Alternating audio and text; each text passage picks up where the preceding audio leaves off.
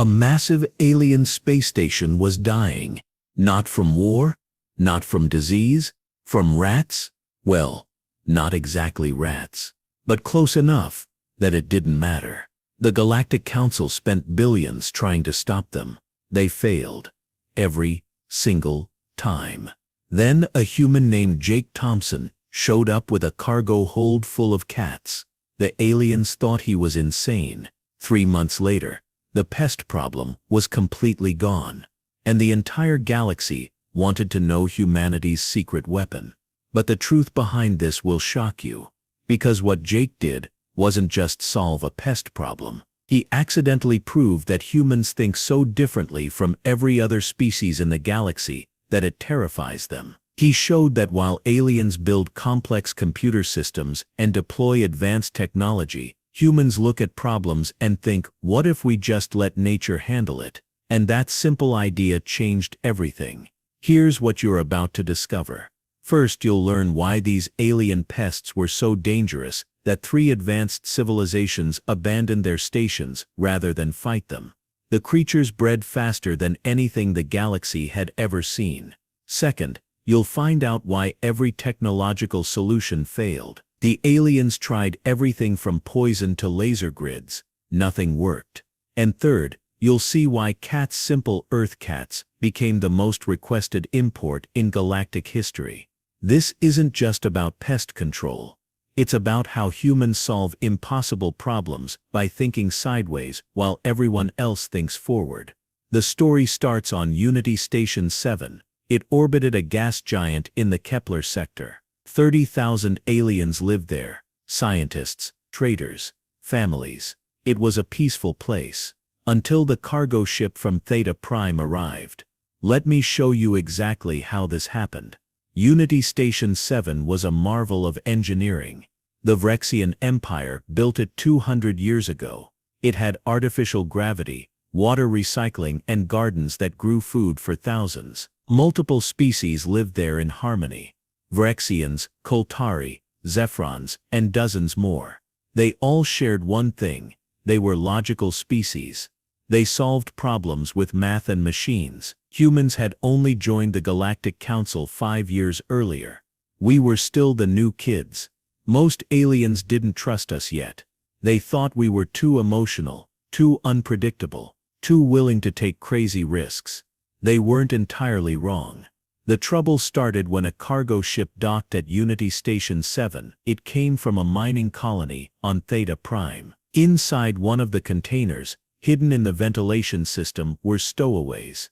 The aliens called them Scritch. They looked like a cross between rats and insects. 6 legs, sharp teeth, a hard shell, and they reproduced faster than anything anyone had ever seen. One breeding pair could become 1,000 in just 6 weeks. The station's security team found them within days. But by then, it was too late. The Scritch had spread through the ventilation system. They were in the walls, under the floors, inside the computer mainframes. They chewed through wiring. They contaminated food supplies. They even damaged life support systems. The station's commander, a Vrexian named Commander Zelix, tried everything. He sealed off sections. He deployed cleaning drones. He used sonic repellents. The Scritch just moved to different areas. He tried chemical pesticides. The Scritch developed immunity within weeks. He installed laser grid systems that would zap anything that moved through certain corridors. The Scritch learned to avoid them. 16 weeks after the first Scritch arrived, the population reached an estimated 50,000. The station was losing. Zelix sent messages to the Galactic Council begging for help. They sent specialists, biologists, engineers, exterminators from 6 different species. Each one had a plan. Each one failed. The council started talking about evacuation. 30,000 people would lose their homes. The station would be abandoned, maybe destroyed. The cost would reach into the trillions. That's when Jake Thompson's name came up. Now here's where things get really interesting. Jake Thompson wasn't a soldier. He wasn't a scientist. He was a cargo hauler. He flew a beat-up freighter called the Painted Lady. He moved supplies between human colonies and alien stations. He was good at his job, but he wasn't special. He was just a regular guy trying to make a living in space. Jake heard about Unity Station 7's problem at a bar on Proxima Station. He was having a drink with a Koltari trader named Vex. Vex was complaining about how the Scritch problem was disrupting trade routes. Supply ships couldn't dock safely. The pests were getting into cargo holds. Jake listened for a while. Then he said something that changed everything. Why don't they just get some cats? Vex stared at him. What's a cat? Jake explained. Cats were Earth animals. Small predators. Humans domesticated them thousands of years ago. They hunted mice and rats. They kept human homes and farms pest-free for centuries. They were so good at it that humans brought them on ships across Earth's oceans. Wherever humans went, cats followed. Vex didn't understand. You mean biological pest control? We tried that. We introduced Vexian tunnel hunters. They ignored the Scritch. But did you try Earth cats? Jake asked. Why would Earth predators work when nothing else has? Jake shrugged. Because cats are mean little killers. That's what they do. Vex thought Jake was joking. But Jake wasn't laughing. He pulled up videos on his datapad. Videos of cats hunting, stalking, pouncing, moving through tight spaces, climbing walls, waiting patiently for hours to catch prey. The footage showed animals that were fast, flexible, and absolutely focused on killing small creatures. Vex watched in silence. Then he asked, how much would it cost? 3 days later, Jake submitted a proposal to Commander Zelix. He would bring 30 cats to Unity Station 7. He would stay for 3 months to manage them. He would charge only for transport costs and his time. If it worked, the station would pay him a bonus. If it failed, he would remove the cats at his own expense. Zelix was desperate. Every other solution had failed. The evacuation order was 2 weeks away. He had nothing to lose. He approved Jake's proposal. But here's what nobody expected. The Galactic Council heard about the plan. They were horrified. Introducing an alien species to a space station violated about 17 different regulations. Earth animals had never been tested in controlled galactic environments. What if the cats bred out of control? What if they attacked station residents? What if they carried diseases? The council tried to block Jake's mission. They sent legal threats. They threatened to revoke his trading license. They called him reckless and dangerous. One council member said humans were too primitive to understand complex ecological systems. Jake ignored them. So did Commander Zelix. They were out of time and out of options. Zelix gave Jake clearance to dock. The council could complain later. Jake loaded 30 cats into his cargo hold. He picked different breeds. Tabby cats, Siamese, Maine Coons, black cats, orange cats. All of them were healthy. All of them had strong hunting instincts. He brought food, litter boxes, and veterinary supplies. He even brought toys. The painted lady departed for Unity Station 7. The flight took 6 days. During that time, news spread across the galaxy. Humans were trying to solve an impossible problem with house pets. Most aliens thought it was the stupidest thing they'd ever heard. But if you think that's crazy, wait until you hear this. Jake arrived at Unity Station 7 on a Tuesday morning. Commander Zelix met him at the docking bay. The Vrexian commander looked exhausted. His scales were dull. His eyes were bloodshot. He hadn't slept properly in weeks. You're really going to do this? Zelix asked. Already here, Jake said. Might as well try. Jake unloaded the cats in a secured section of the station. He set up a base camp in an abandoned cargo bay. Food stations, water bowls, litter boxes, sleeping areas. He let the cats adjust for 24 hours. They explored their new environment. They sniffed everything. They tested the artificial gravity. Then Jake opened the doors. Within the first hour something amazing happened. The cats caught the scent of the Scritch. Every single cat went on alert. Their ears perked up. Their eyes dilated. Their bodies went low and tense. They started hunting immediately. The first kill happened 7 minutes after Jake released them. A gray tabby named Smokey cornered a scritch in a ventilation shaft. The creature tried to run. Smokey was faster. 1 pounce. 1 bite. The scritch was dead. Jake watched on security monitors. He grinned. Good kitty. By the end of the first day, the cats had killed 47 scritch. By the end of the first week, that number reached 300. The cats worked like a coordinated team, even though Jake never trained them to. They covered different areas. They hunted at different times. Some cats preferred the ventilation system. Others stalked the corridors. A few specialized in the tight spaces under computer terminals. The station's residents were shocked. They had never seen anything like it. Aliens would stop in corridors to watch cats hunt. They recorded videos. They took pictures. A Koltari child asked Jake if he could pet one. Jake said yes, but warned him to be gentle. The cat purred. The child was delighted. But here's where the second revelation hit. The cats didn't just hunt. They changed the entire behavior pattern of the scritch. Before the cats arrived, the pests were bold. They ran through corridors in broad daylight. They nested in high-traffic areas. They weren't afraid because nothing on the station could catch them. The cats changed that in days. The scritch became terrified. They started hiding in deeper, more remote areas. They stopped breeding as quickly. Their population growth slowed to a crawl. Scientists studying the situation realized something incredible. The cats weren't just killing the pests. They were psychologically terrorizing them. Dr. Mintara, the station's chief biologist, was a Zephron. She ran tests on captured scritch. She found their stress hormones were through the roof. The creatures were in constant fear. They could smell the cats. They could hear the cats. They knew predators were hunting them. It paralyzed their normal behavior. "This is brilliant," Dr. Mintara told Jake. "Your cats aren't just removing the pests. They're preventing new infestations before they start." Jake shrugged. "That's what they're good at." By week 3, the scritch population had dropped by 60%. By week 6, it was down 85%.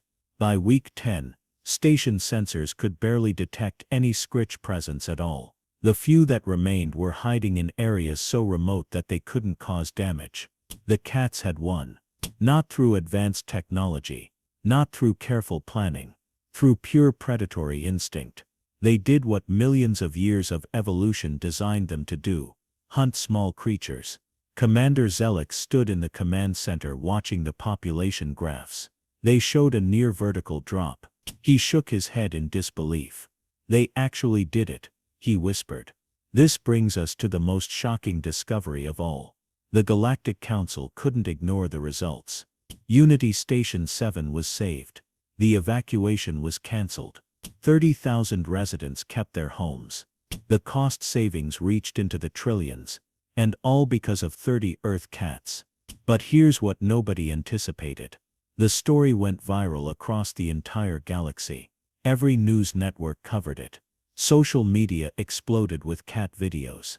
Aliens who had never heard of Earth suddenly wanted to know everything about humans and their strange little predators. Jake became famous overnight. The painted lady received thousands of messages. Some were congratulations. Others were requests. "Can you bring cats to our station? We have a pest problem too. How much would you charge to rent a cat? Are cats available for purchase?" Jake was overwhelmed. He never expected this kind of attention. He was just a cargo hauler who solved a problem. Now he was the most famous human in the galaxy. But the real revelation came from the Galactic Science Council. They studied what happened at Unity Station 7. They wanted to understand why cats succeeded when everything else failed. A team of xenobiologists wrote a report. It was 300 pages long. The conclusion shocked everyone. The report said humanity's approach to problem solving was fundamentally different from every other species in the galaxy. Most alien civilizations were extremely advanced. They had faster than light travel. They had energy shields. They had medical technology that could cure almost any disease. But they all approached problems the same way, with more technology. When the Vrexians faced the Scritch problem, they built machines. When the Koltari faced similar issues, they developed chemicals. When the Zephrons encountered pests, they modified genetics. Every species thought the solution had to be complex. It had to be new. It had to be scientific. Humans thought differently. Jake didn't invent anything. He didn't build anything. He just asked what already exists that solves this problem. The answer was cats. Animals that evolved for millions of years to hunt exactly this kind of creature. Nature had already solved the problem. Jake just recognized it. The report called this lateral thinking. It said humans excelled at finding simple solutions to complex problems. While other species built more complex systems, humans looked for elegant shortcuts. This made humans unpredictable, sometimes dangerous, but also incredibly effective. The Galactic Council debated the report for weeks. Some members were impressed. They saw humans as creative and resourceful. Others were terrified. They worried that human unpredictability made them unstable partners. If humans could think so differently, what else might they do that aliens couldn't predict? The debate reached the council chambers on Central Prime. Representatives from 60 species gathered. They voted on a resolution. Should Earth cats be approved for galactic use? Should humanity be given more responsibility in the council? Should other human solutions be explored? The vote was close, but it passed. Earth cats were officially approved for pest control across the galaxy. Humanity's status in the Galactic Council was elevated, and humans were invited to join the Advanced Problems Committee, a group that tackled the galaxy's hardest challenges. Jake watched the vote from Unity Station 7. He sat in his quarters with Smokey on his lap. The cat purred. Jake scratched behind his ears. "We did good, buddy," Jake said. Commander Zelix visited Jake that evening. He brought a bottle of Rexian wine. They drank together in the observation deck. They watched the stars. "Your species is going to change the galaxy," Zelix said. "You know that, right?" Jake smiled. "We're just getting started." "So what does all this mean for us today?" The cat revolution didn't stop at Unity Station 7. Within 6 months, Jake had requests from 40 different stations. He couldn't handle them all alone. He needed help. He contacted other humans, cargo haulers, traders, anyone who wanted to join the new business. They called it the Felian Solutions Company. Jake was the founder. Within a year, FSC had branches on 12 different worlds. They employed 200 people. They transported over 5,000 cats. Every single deployment was successful. Pest problems that had plagued stations for years were solved in weeks. But the implications went far beyond pest control. The galaxy started looking at humans differently. We weren't just the new species anymore. We were the problem solvers. The ones who thought sideways. The ones who found simple answers when everyone else was stuck. Other human solutions started gaining attention. A human engineer named Marcus Chen solved a water shortage on a desert colony by introducing earth cacti. They stored water better than any technology. A human doctor named Sarah Rodriguez treated a plague on a mining station using honey. It had antibacterial properties that synthetic medicines lacked. A human architect named David Kim redesigned a failing space station using bamboo. It grew faster and stronger than metal in zero gravity. Every solution followed the same pattern. Humans looked at what nature already invented. They adapted it. They applied it. And it worked. The Galactic Science Council created a new department, the Department of Natural Solutions. They hired humans to lead it. The department's mission was to study Earth's biology and geology for solutions to galactic problems. They brought in botanists, zoologists, geologists, and ecologists. They studied everything from fungi to ferns. Within 3 years, natural solutions became the galaxy's fastest-growing industry. Companies formed. Patents were filed. Fortunes were made. Humans became essential to the galactic economy. Our different way of thinking became our greatest export. But not everyone was happy. Some alien corporations lost money. The chemical companies that made pesticides saw their profits collapse. The tech companies that built complex pest control systems couldn't compete with cats. They lobbied the Galactic Council. They demanded regulations. They claimed natural solutions were dangerous and unpredictable. The council held hearings. Scientists testified. Economists presented data.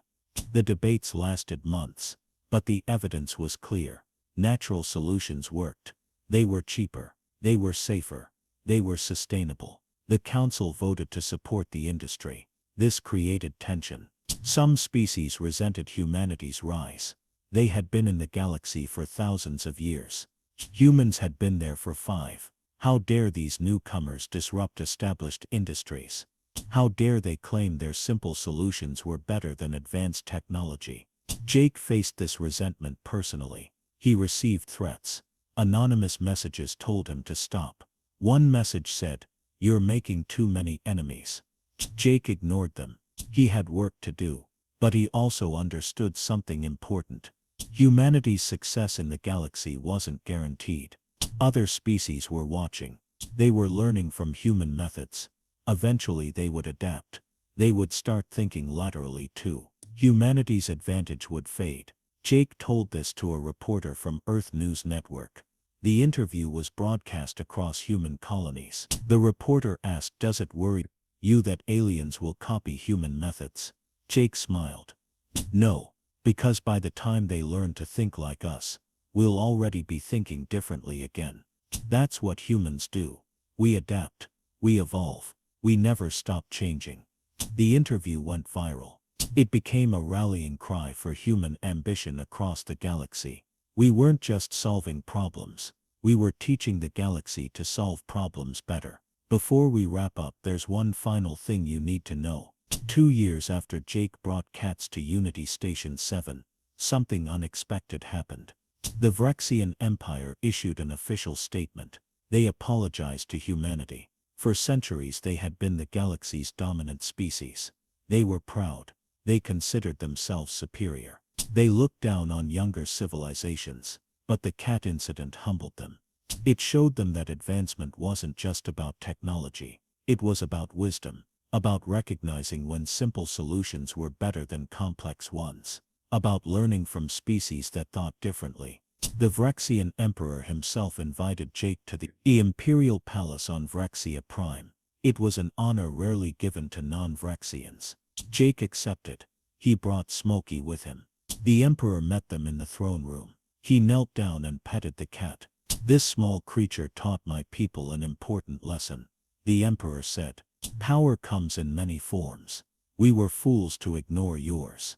The Emperor offered Jake a position as the Galactic Council's first human ambassador for natural solutions. The role came with resources, authority, a team of researchers. Jake accepted on one condition: the position would rotate among humans every 5 years. He didn't want one person holding that much power. He wanted humanity to share the responsibility. The Emperor agreed. Jake served his 5 years. Then he passed the role to Sarah Rodriguez. She passed it to Marcus Chen. Each human brought new ideas, new solutions. The department grew. Within a decade, natural solutions had solved hundreds of problems across the galaxy. Food shortages, energy crises, medical emergencies, climate disasters. Nature had answers. Humans just helped find them. But Jake never forgot where it started.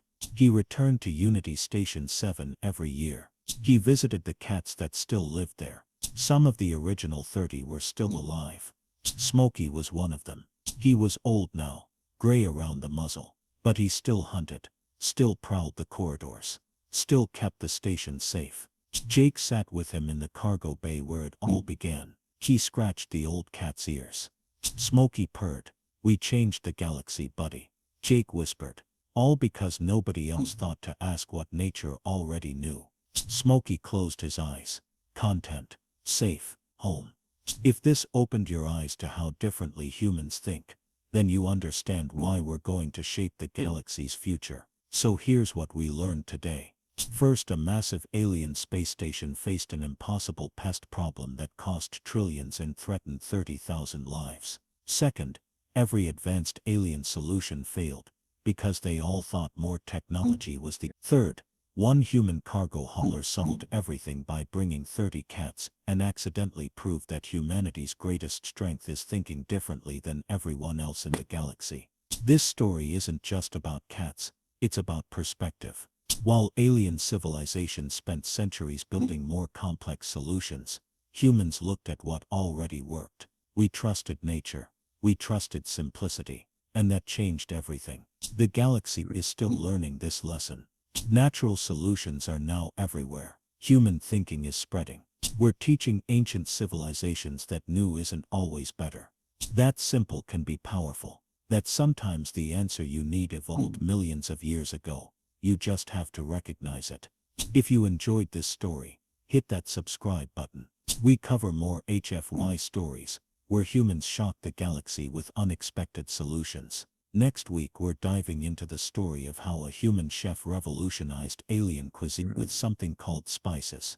Trust me, you don't want to miss it. Drop a like if you want to see your cat become a galactic hero, and drop a comment answering this question. If you could bring one Earth animal or plant to solve an alien problem, what would it be and why? The best answer gets featured in our next video. But here's something deeper for those who want more. This story represents something real about humanity. We're the species that domesticated wolves into dogs. We turned wild grass into wheat. We harnessed fire, electricity, and nuclear power. We don't just build things. We partner with nature. We recognize that 4 billion years of evolution created solutions we could never design ourselves. That's our superpower. Not our technology, not our weapons. Our ability to see connections others miss. To think laterally, to ask what if, when everyone else says impossible. The galaxy is full of species that are smarter than us, stronger than us, more advanced than us, but none of them think quite like us. And that makes us essential. That makes us valuable. That makes us partners instead of primitives. Jake Thompson understood this. He wasn't trying to prove humanity's worth. He was just solving a problem. But in doing so he showed the galaxy what humans bring to the table. Creativity, adaptability, and a willingness to trust solutions that seem too simple to work. So the next time you see your cat lounging in a sunbeam, remember that fuzzy little predator helped humanity earn respect across the stars. Those hunting instincts that annoy you at 3 in the morning.